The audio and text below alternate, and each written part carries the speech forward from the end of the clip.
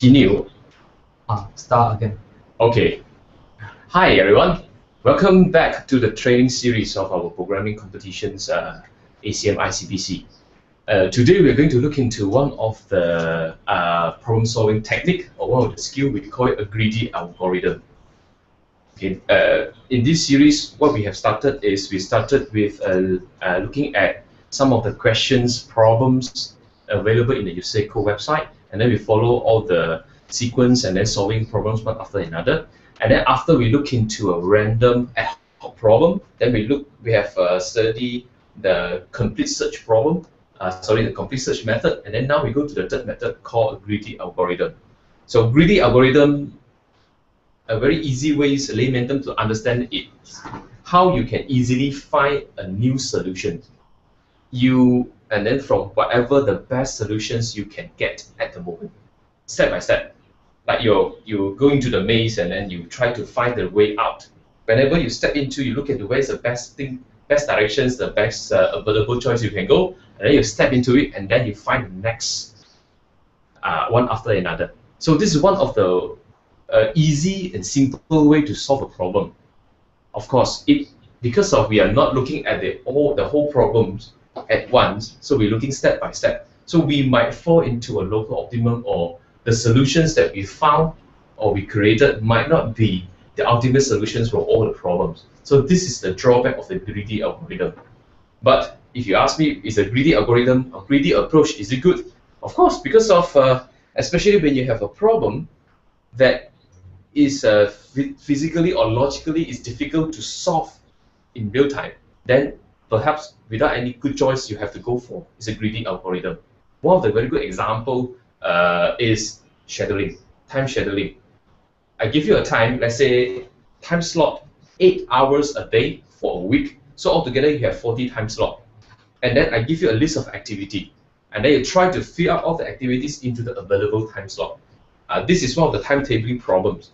And what is the best way to solve?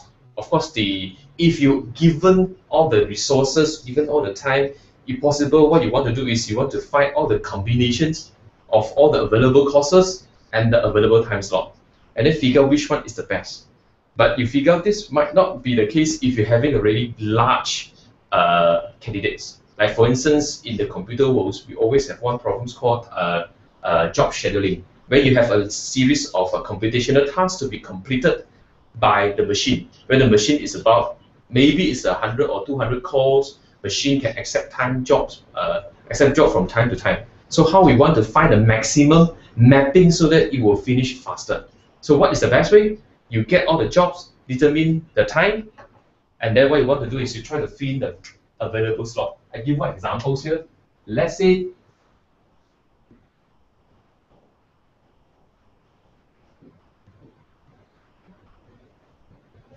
okay, given 3 machines, each one with the execution time,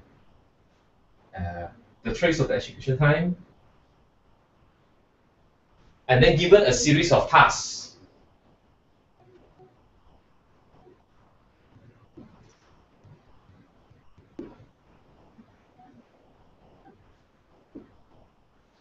Where each task you be given the predictable or the previous performance record showing that how many computer cycles or how many work clock minutes needed to solve a particular task. And for instance, it will finish in 20 seconds, to finish in 15 seconds, and then so on and so forth. So if let's say this is the problems, a very simple scheduling problem.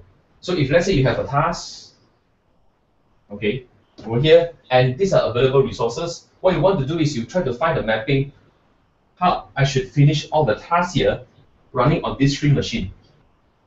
Okay, if there's no dependency in terms of the task, so you are free to reshuffle the execution sequence, then what you want to do is you try to maximize the execution time for all the machines here, and then try to leave no idle time. So this is what we try to do here. So normally, if you want to find the best mapping, is you will try out all the possible combinations, like for instance, putting task 2 here first and then followed by task 1, or maybe a task 3 after one after another, or maybe while you're executing task 1, you try to execute task 2 over here. So you have all the combinations. You try to map all the possible available time slot, and then figure out which one yield the most optimum. So greedy algorithms is very useful to do optimizations problem. When given a problem, you try to find what is the most optimum, the most optimized way to run it. So scheduling is one of the optimization problem that we can solve over here. Okay, but because of, if you want to really look into all the combinations, so what are the combinations here? If let's say I have 3 machines and I have 10 tasks to fill, it should be 3 to the power of 10 combinations, right? So you want to look at calculate all the possibility and then figure which one is the most optimum. Is doable. But if let's say I give you 100,000 machine and 800,000 job, you figure out you cannot find all the possible combination. In fact, when you finish calculating all the possible combination, you already finished running the entire task, right? In that case, maybe what you want to do is, can we have a greedy way to do it? So in this case, what is the greedy ways algorithms that we can figure out? Well, we look at the execution time. We try to run those smaller tasks first. The reason is, once you complete the smallest, then you remain more times to run the remaining allocations. So get the earliest finish time approach to do the scheduling of the all the tasks onto the machine is one of the possibility to solve this problem. But is it the most optimum? I would say it is. But is this something doable and simple? Yes, it is. It's very simple, right? Based on the time here, do a sorting and then assign the time from least to so the earliest finish to the longest finishing time. So this is one of the examples that when we can apply the greedy algorithms. Okay, so if you look at the examples over here, let me change my screen now. I will move over. Okay.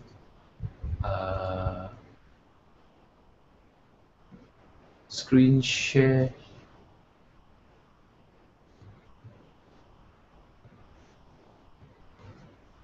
Okay.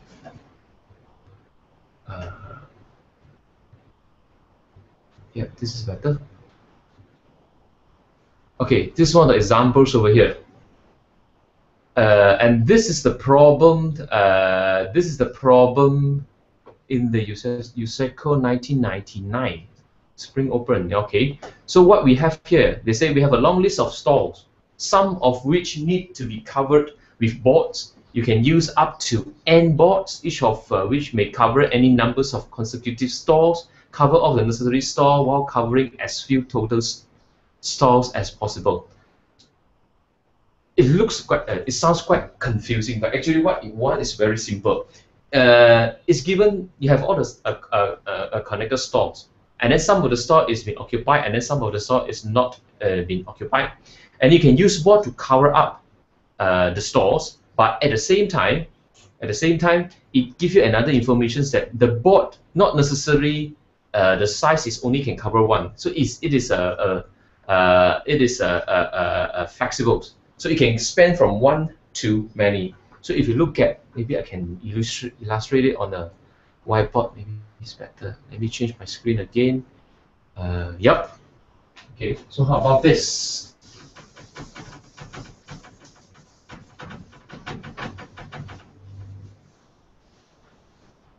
Okay. So now the problem is very simple. You say now you have all the stores here.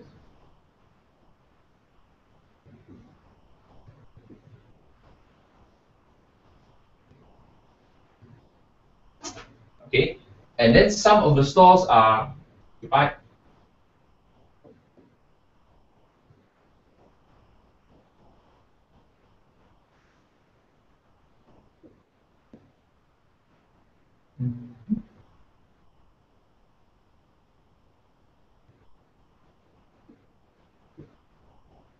Okay, some are empty. Now, what you can do is you can use okay, maybe I should extend this one. Okay, it's better. Sorry, I'm using my display's camera, so it might a little bit blur. So hopefully you can see it. I think it's quite clear now. Okay, so what is being asking is you will be given number of boards. In this example, is say you have n, where n is from 1 to 50. Okay, so the board can be like this, or the board can be like this. The length is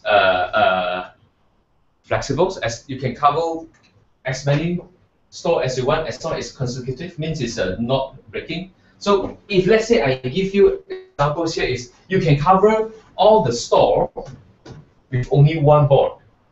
Okay, so what are the possibility?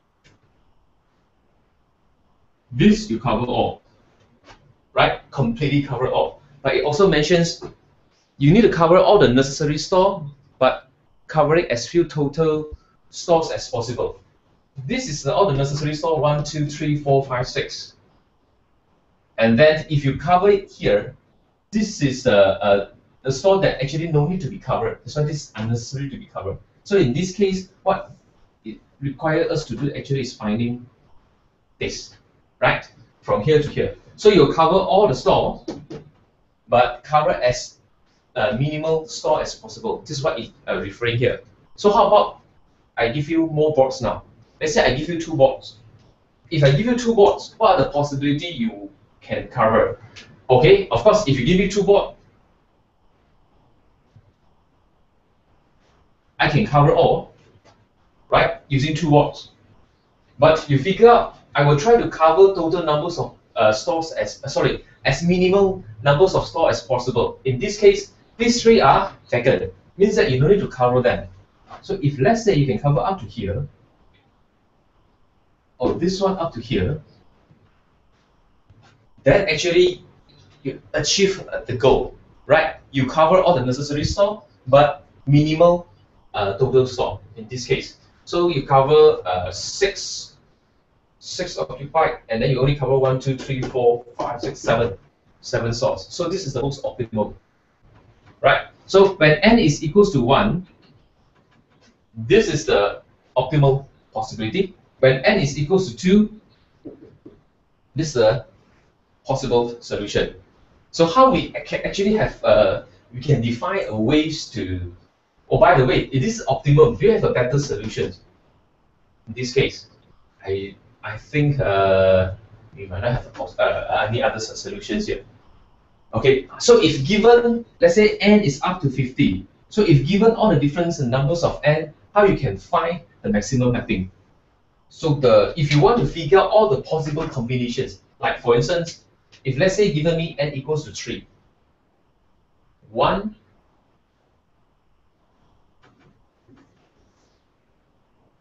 2, 3, one possibility. That is another possibility.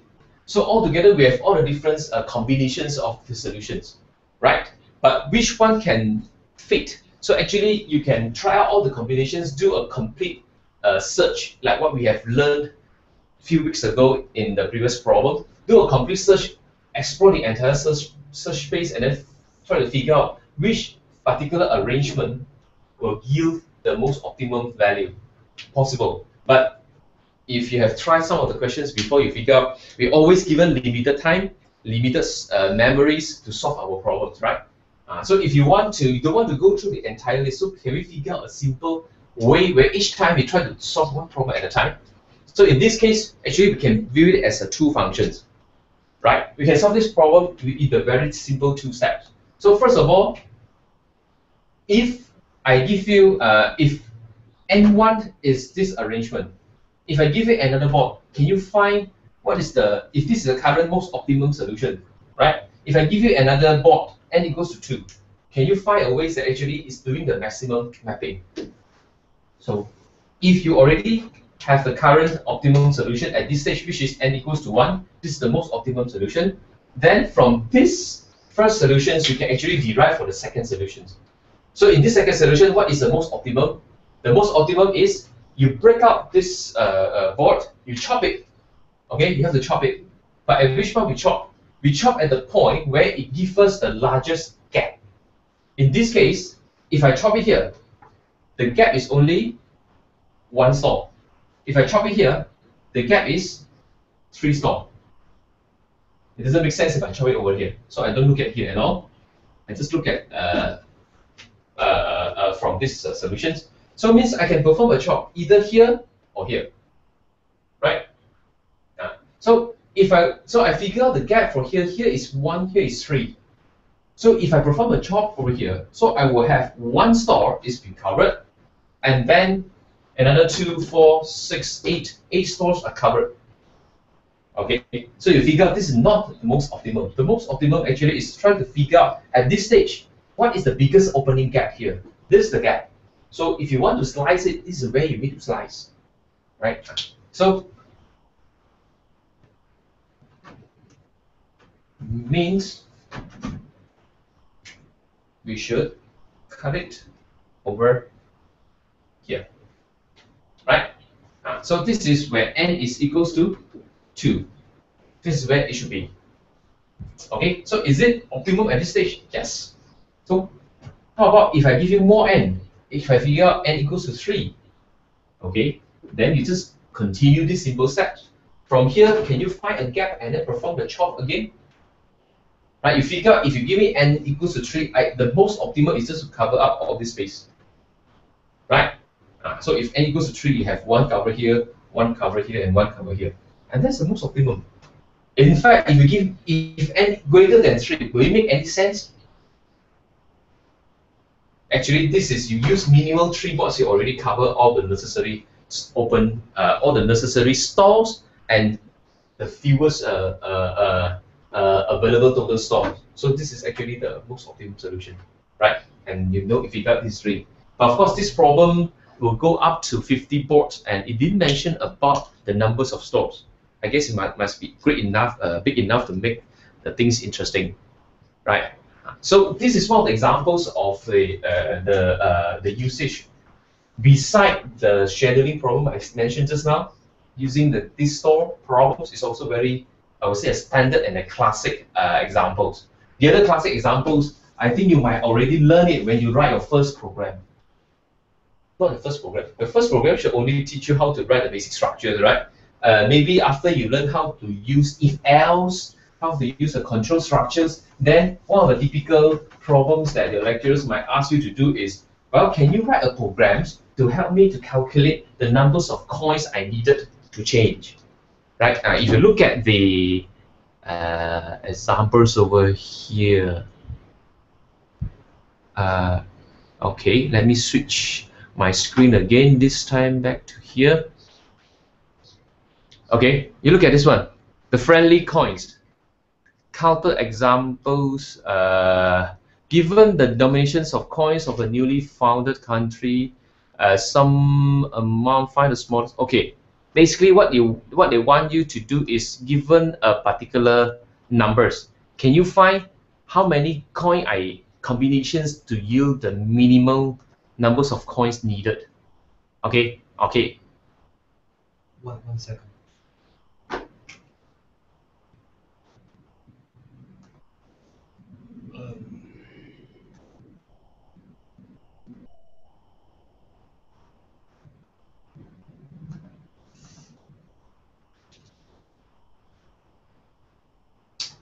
Oh, 我的 connection lost 了。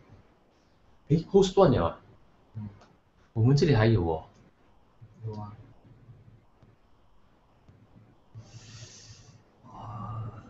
host 断了，靠。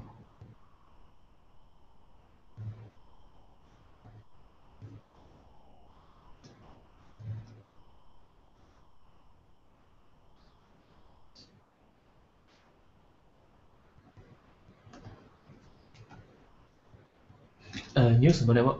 等一下，应该 come back 了。Maybe you want to use Robusta? Yes. Okay, so good to go now? Yeah. Okay, sorry for the technical interruptions just now. Okay, now we go back to our coins problems here. Well, make it simple.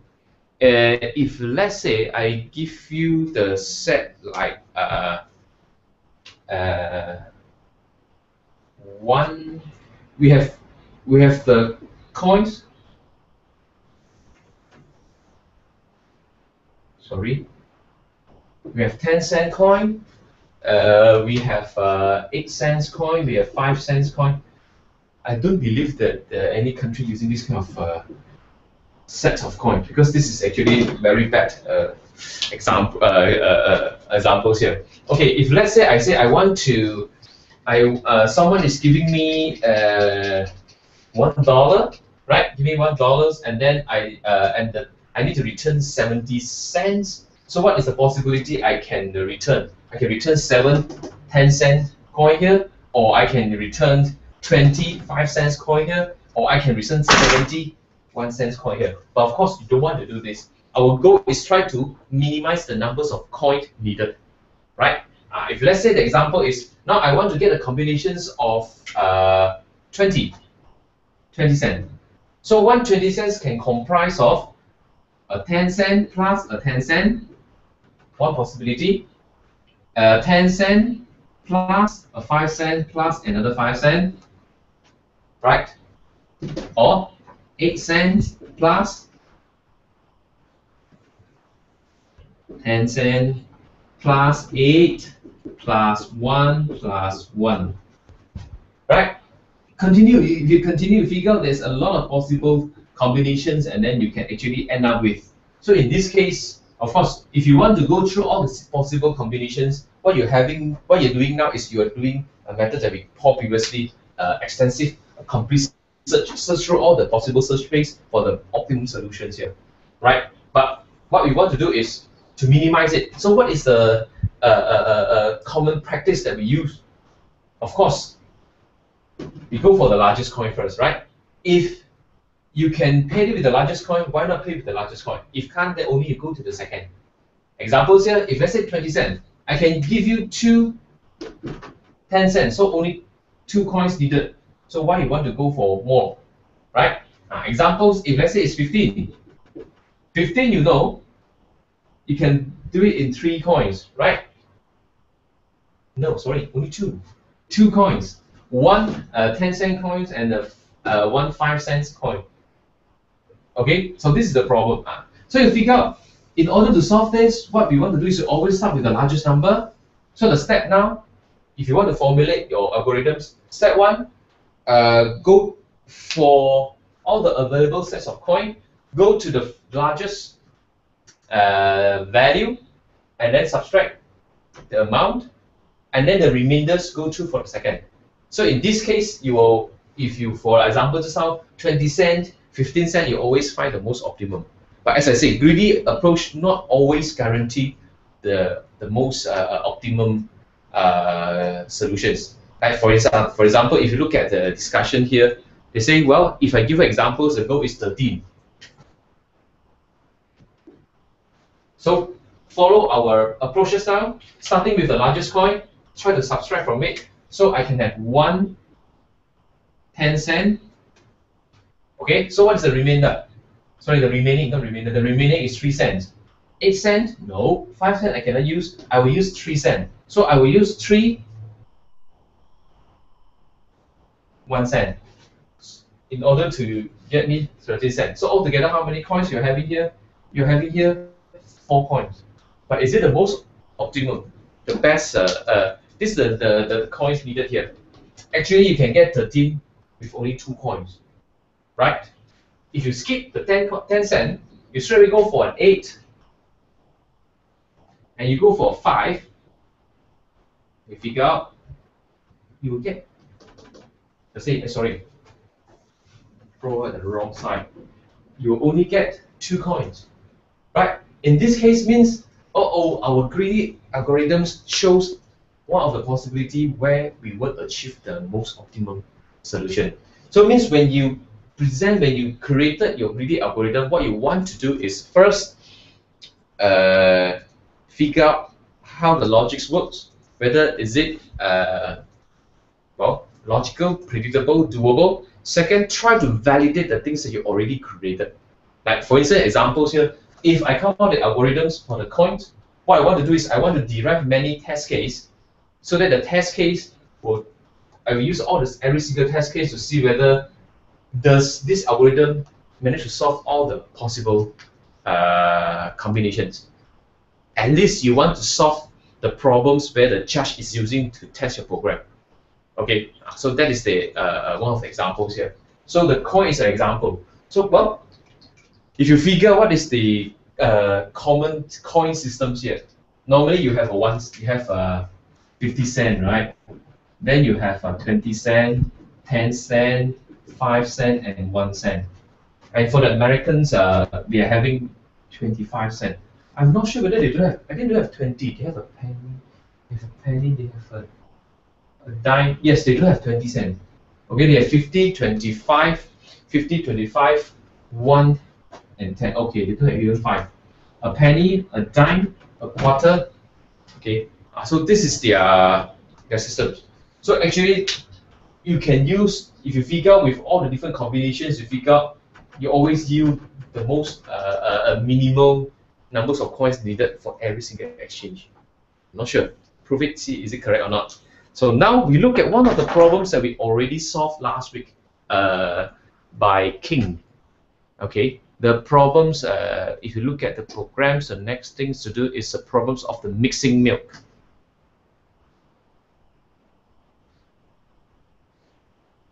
Okay, so in the previous examples, we already solved this problem, right? The mixing milk. So how we solve the mixing milk? So the problems has been explained, but I just roughly go through very fast. It mentioned that actually a company tried to collect all the milks produced by all the locals farm, and then it mentioned there is a daily demand, how many gallons needed, and how many farms available, where each farmer can produce what is the maximum numbers of gallons milks they can produce, and also how much they charge for each of the each gallons of the milk, right? So in this problem, your test case always give you is the first line, the first number represent the amounts of milk needed, and the second number represent how many farmers, how many farms they can get it from. So in these examples here, you have 5. So the first farmer will sell at 5 cents a gallon. Is it the gallon, the unit they use? Or liter? Well, I think, yes, per gallon, sorry, cost per gallon. So each gallon, it will charge you 20 cents. And the second farmer will charge you 9 cents. But of course, this farmer produced more. So he produced 40 liters of milk. And the third farmer charged you only 3 cents. This is the cheapest so far. But unfortunately, this farmer only can produce 10 gallons a day. And of course, this charge for 8 cents and they can produce 80. So if let's say this problem is, today I want to get only 10 gallons. I think I lost your voice. You lost my voice. Okay, good. Okay. Okay. Sorry, another hiccup again. So if let's say the examples here, I need to get only 10 gallons from these 5 farmers. We know that the cost is directly, immediately we can go to the third producer. Okay, we get 3 gallons each at 10 cents. We only pay 30 cents. This is the most optimal, right? The solutions. But if let's say I have 100 over here, so what are I cannot get everything 3 cents. So what I will do is I will get 10 from this farmer, and then what is the second cheapest? 5. Then I get another 20 from here, but I need how many more? So I need another 70. So what is the third cheapest? Okay, here I go to the third cheapest, and then altogether I have 1, 2, 3. Okay, that's only 60 gallons, another 40. So no choice, I have to go for here, even though it's 8 cents. So this is how actually we can solve the problem. So at each stage, you try to find the minimal cost for the milk that you can obtain. Only when you can't, then you proceed to a higher price. So last week, the way we solved this problem is, first we try to read, we try to construct an array and then try to read it all the price and the available the milk. Sorry, what is it? Sorry, the amount of milk. Sorry, the farmer can produce, can sell. Okay, and then we try to sort it out, and then starting from the smallest number.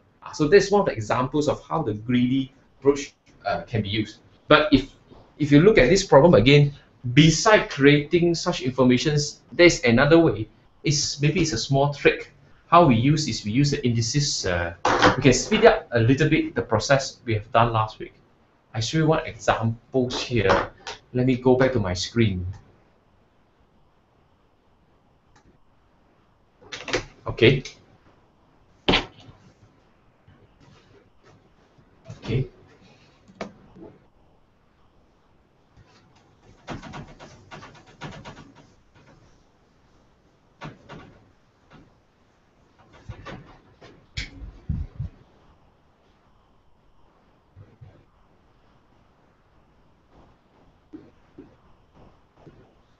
Okay, so we know the price. The price is within a range from 0 to 1,000. From 0, which means someone give it for free. Okay, from 0. So the price is from 0 to 1,000. Right, the most means the most expensive will charge you 1,000 cents per gallon. Right. Okay, and then liters maximum is you can go up to is each farmer can produce up to 2 million gallon. Okay, so 2 million gallon per farmer, and minimum each farmer can produce is okay. Each farmer can supply 0 again, so the farmer can supply nothing. Okay, and maximum the charges can go up to 1,000. So the if you look at the previous, one of the common way, well, if you try to solve this problem, very easy is you try to read all these informations in. Of course, you want to get the cheapest, right? Just write one of the sorting algorithms.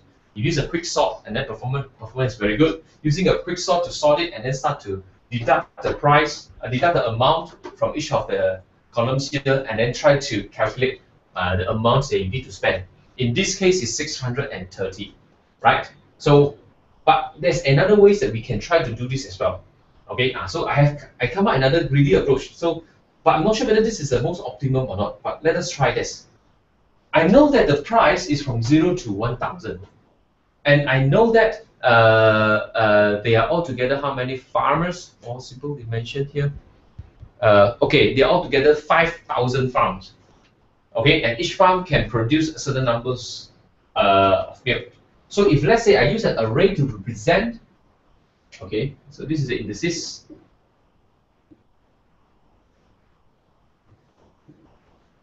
Okay, if let's say the indices represent the amount of money, right? So this is a cost of 0 cent. This is a cost of 1 cent. This is a cost of 2 cents, and this is 3, and so on and so forth. And what I feel in the box is what are the available amount that what are the amount of milk that actually sold at this particular price. Then I can easily, in one shot, try to get all the totals milk and the price in one single array. Examples here, if let's say you go through, the first says is 5 cents and then 20 gallons. So 5 cents can sell, you have 20 gallons over here. The second is 9 cents 40. Okay, let me finish it. Okay, 8, 9. 9 cents can give you 40, and 3 cents can give you 10.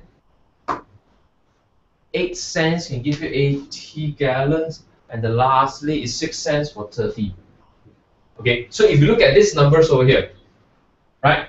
You read from the file in one shot. You using a single array, you can establish this information very fast, right? And then what is the next thing? The next step. So step 1 is try to read and establish these informations. The second step is starting from the first available price. Like there are nothing in offer for 0. No one offer for 1 cent or 2 cents. The minimum is 3 cents. You can start working from here, right? And to deduct the total amount. What is the total amount? 100.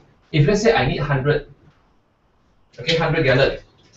So I can get 10 from here. Remaining is 90, right? I go over here. So this 10 at 3 cents, I get 30 cents. So remaining 90, I go over here. So here is offer me only 20. Okay, I only available is 20. 20 at 5 cents. Altogether, I have 100 cents.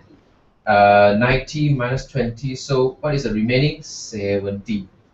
Right? So for this 70, I have to bring over here. So now I have someone offer at 6 cents, but give me only 30 gallons. So you have 180 over here.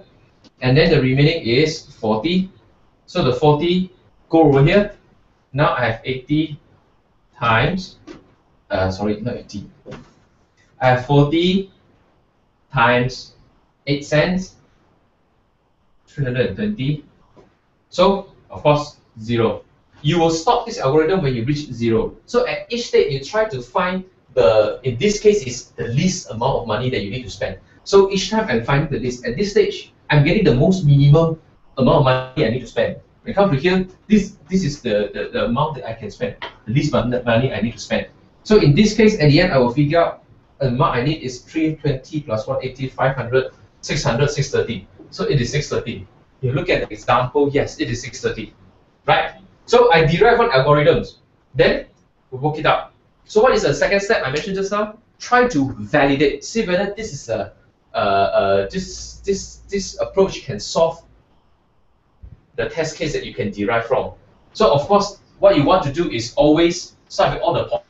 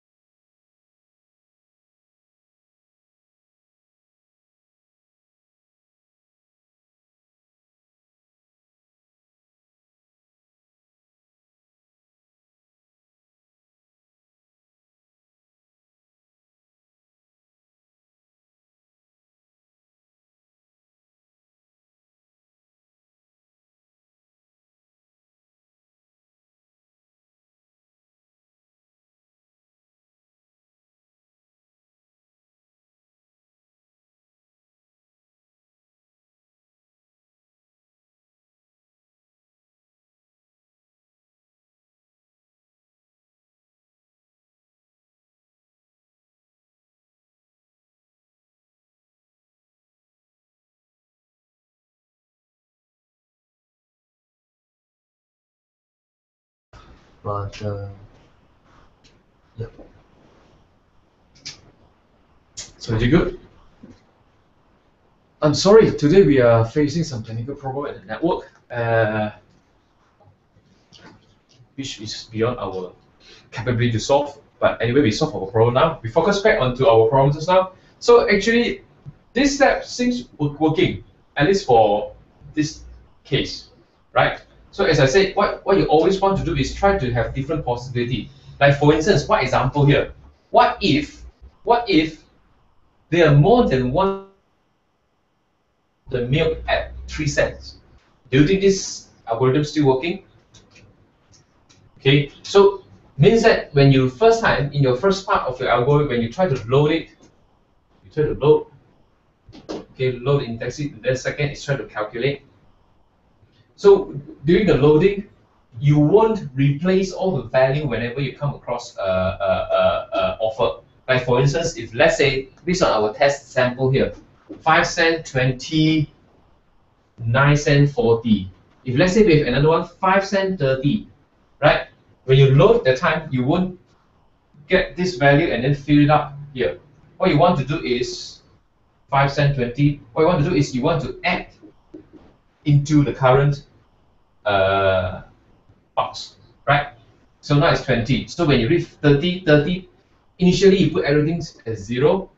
So you can get 20 load in, and then you get 30 plus 20, then you have 50 here. So this will work even if the farmer offer the same price. So this will work if I go up to the maximum. Oh, be careful. If there's a 2 million here, what is the data type that you need to use to store it? You figure out for INT. No, wait, only 65,000 above. So in order to store 2 millions, you need to use long.